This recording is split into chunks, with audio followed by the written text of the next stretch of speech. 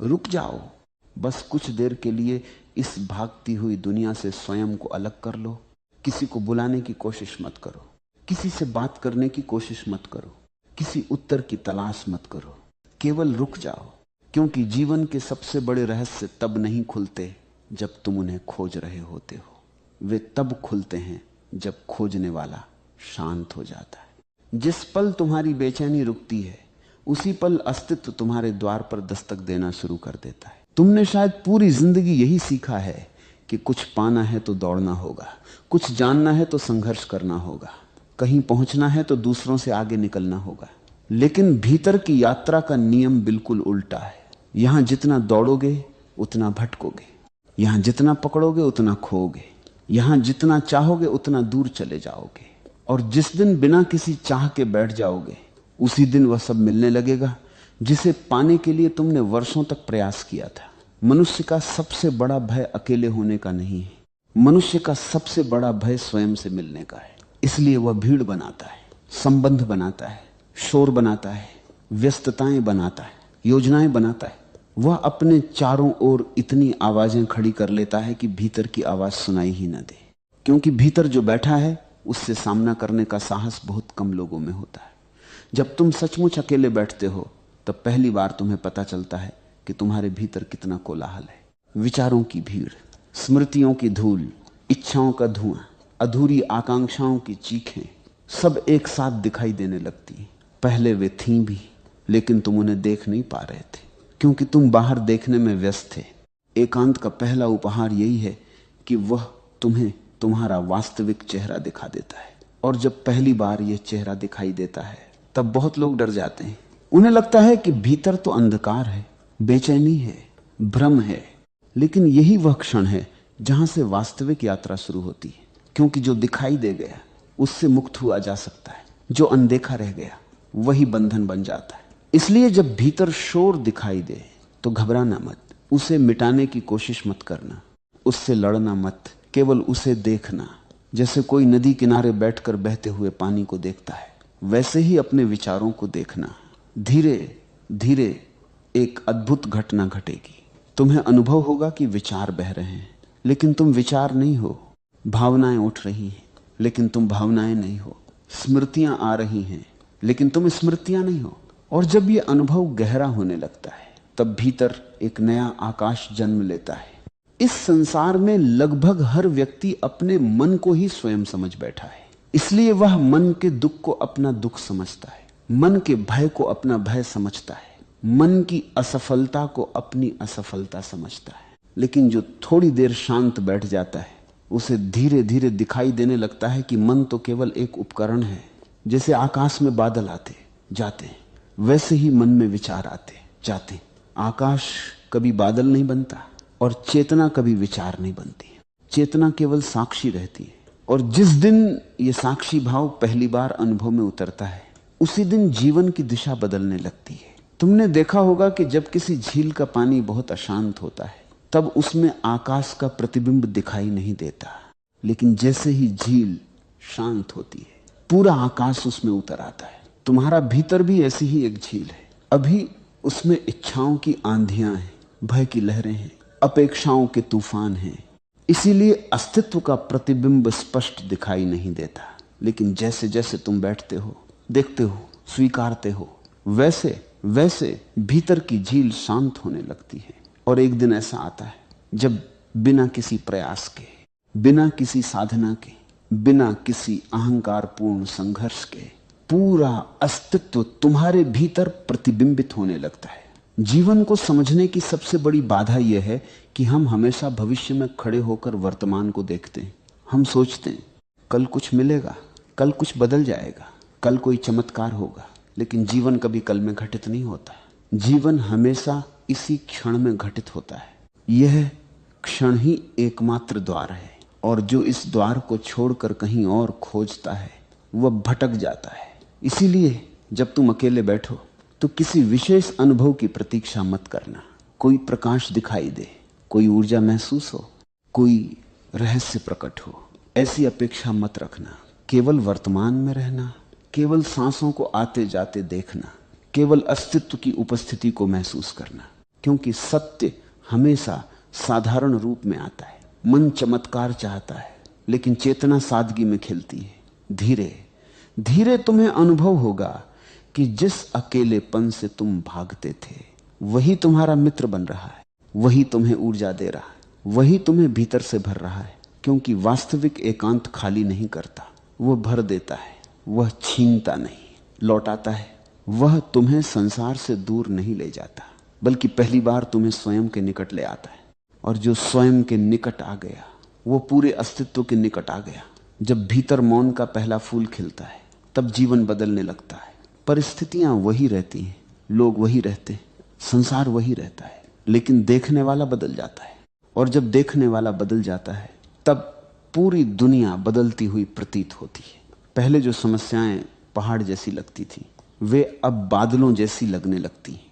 पहले जो भय असहनीय लगते थे वे अब केवल गुजरते हुए विचार दिखाई देते हैं। पहले जो भविष्य अंधकारमय लगता था उसमें अब एक गहरा भरोसा जन्म लेने लगता है, क्योंकि धीरे धीरे ये अनुभव होने लगता है कि जीवन को चलाने वाली कोई अदृश्य बुद्धि है, कोई गहरी व्यवस्था है, कोई मौन संगीत है जो सब कुछ संभाले हुए है।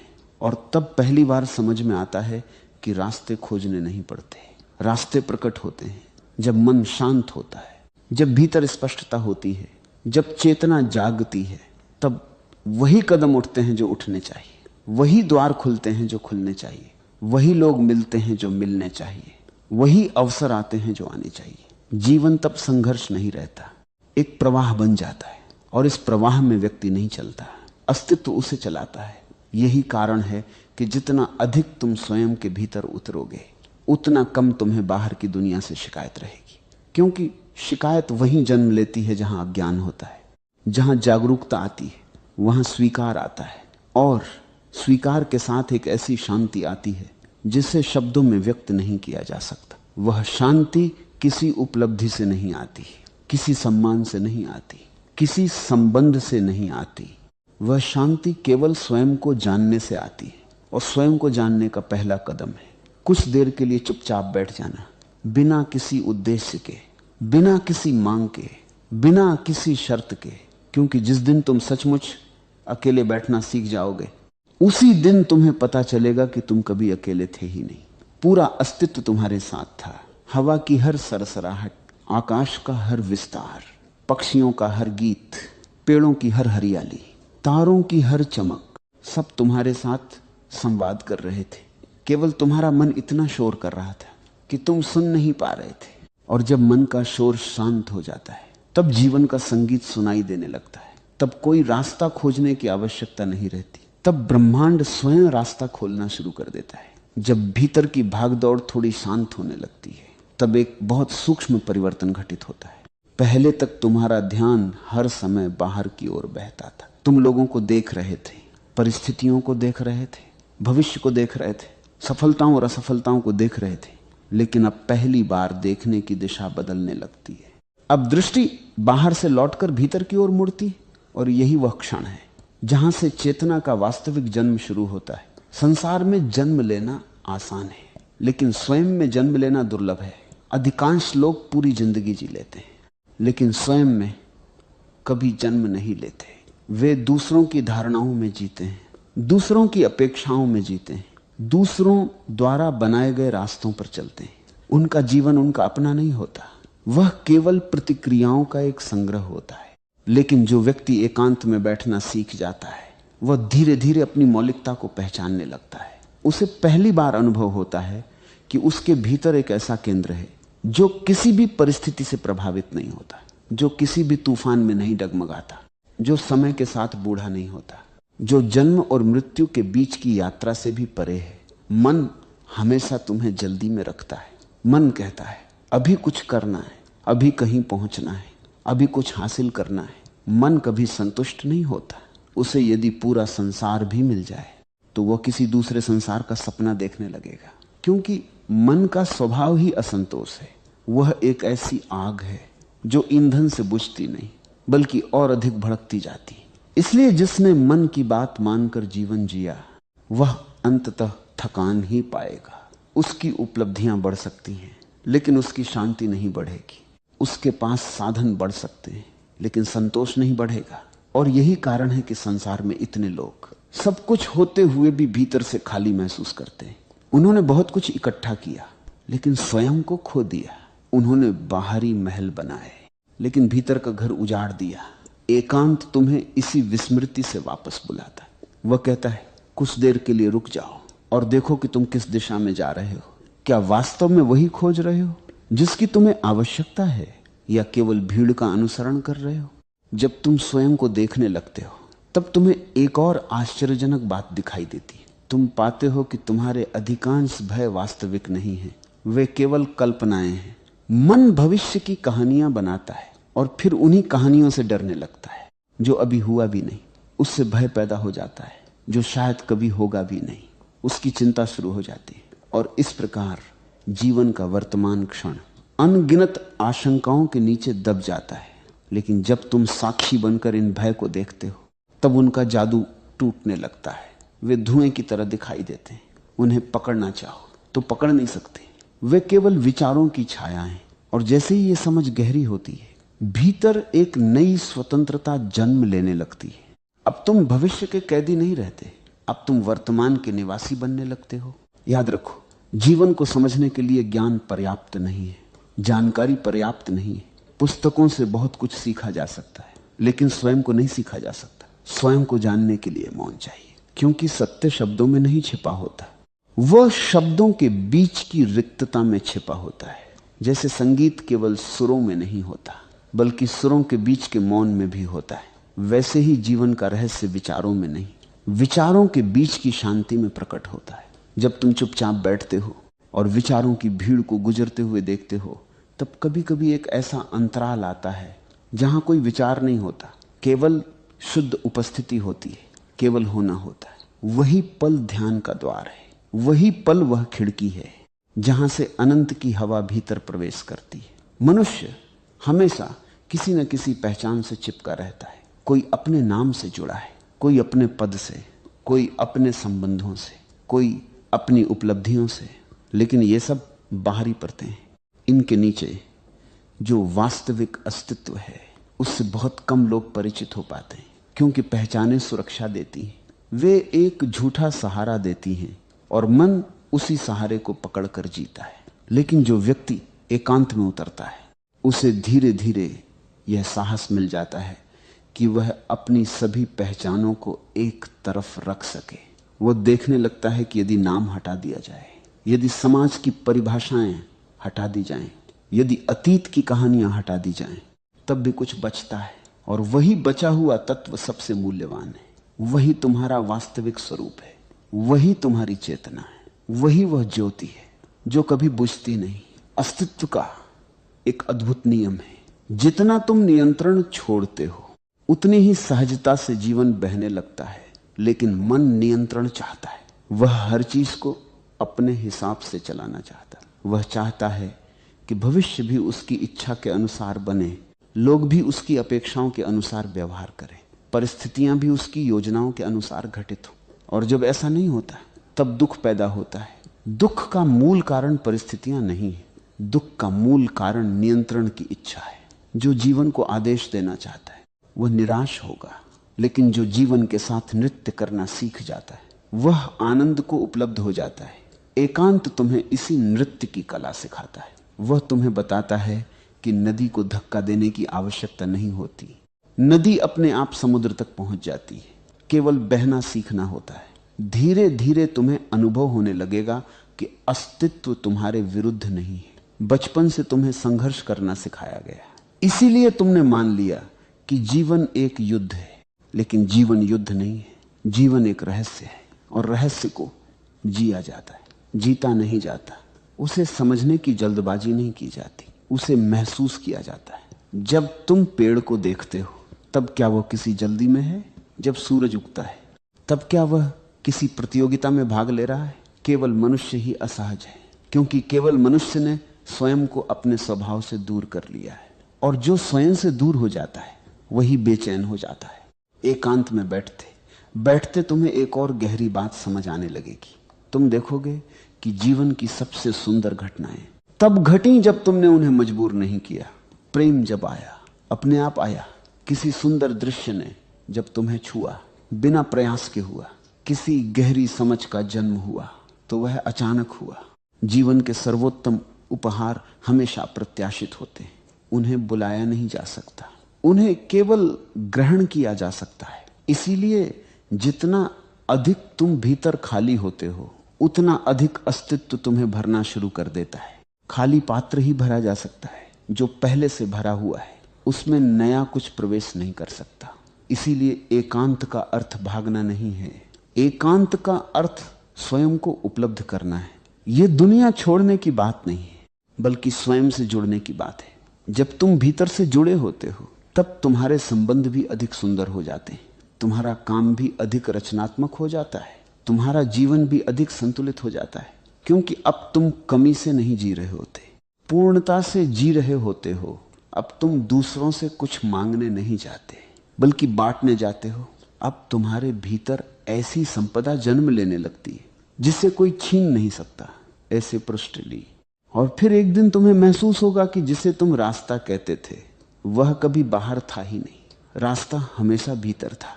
बाहर की परिस्थितियां केवल बहाने थी, वास्तविक दिशा भीतर के मौन से आती है।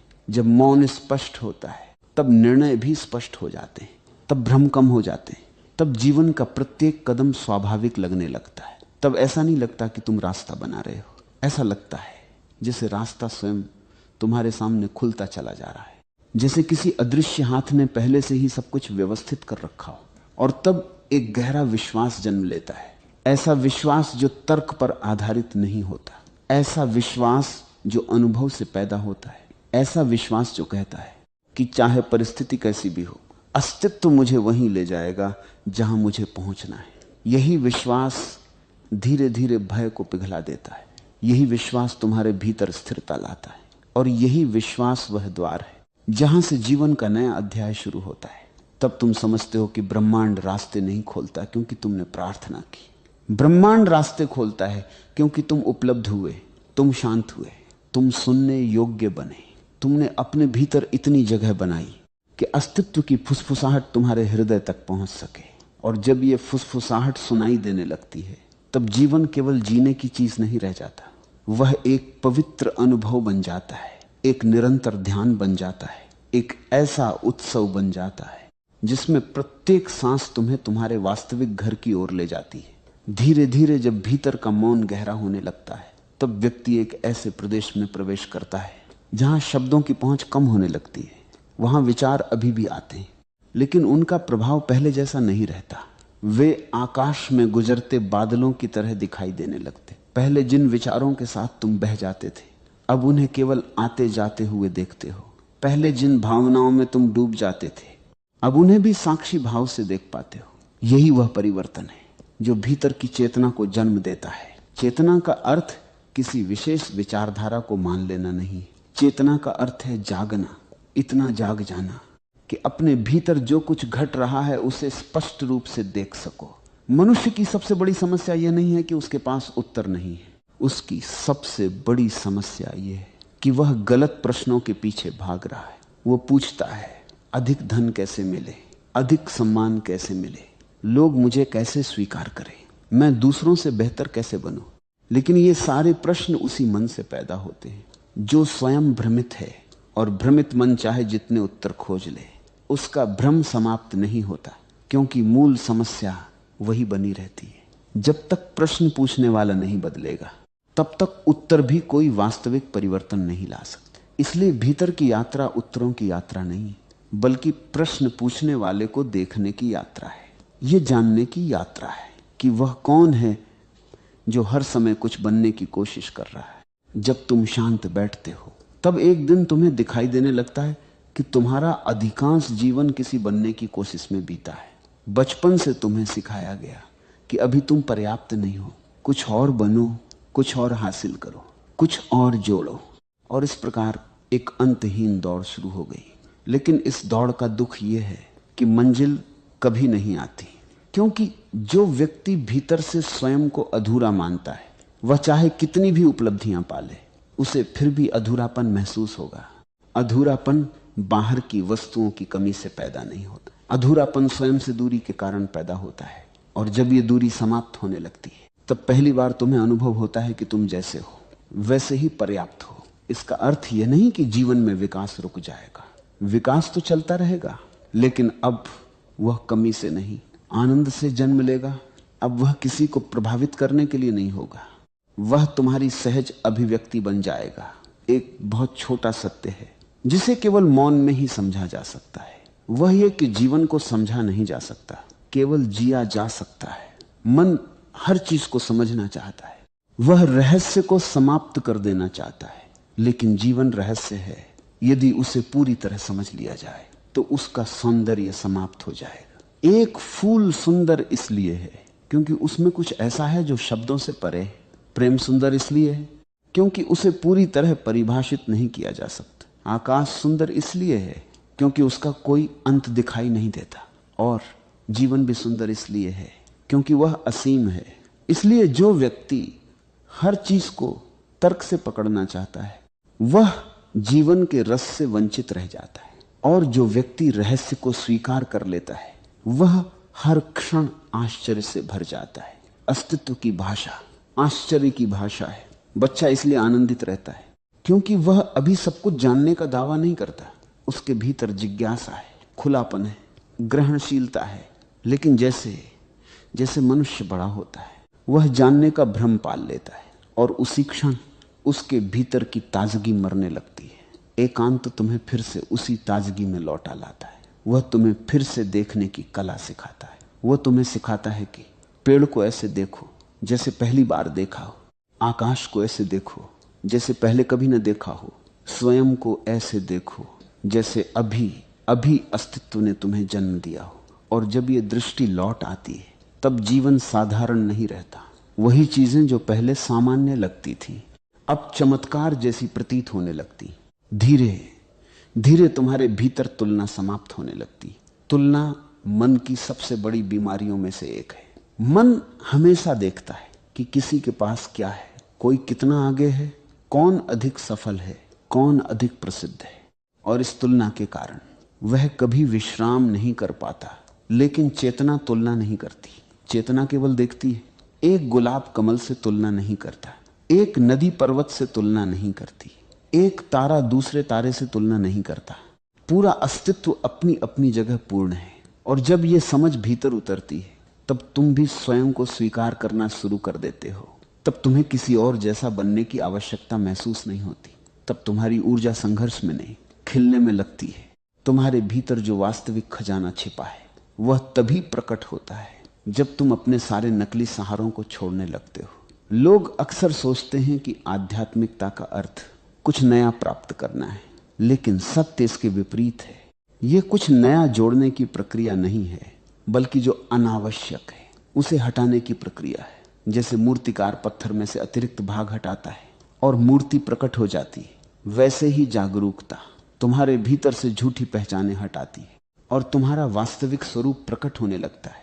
तुम्हें कुछ बनना नहीं है, तुम्हें केवल वह हटाना है जो तुम नहीं हो। और जब यह हटना शुरू होता है तब कभी कभी भीतर खालीपन महसूस होता है। पुराने सहारे टूट रहे होते हैं, पुरानी धारणाएं गिर रही होती, पुरानी पहचानें बिखर रही होती। उस समय धैर्य की आवश्यकता होती है, क्योंकि यही वह चरण है जहां बहुत लोग वापस लौट जाते हैं। उन्हें लगता है कि वे कुछ खो रहे हैं, लेकिन वास्तव में वे खो नहीं रहे होते, वे मुक्त हो रहे होते हैं।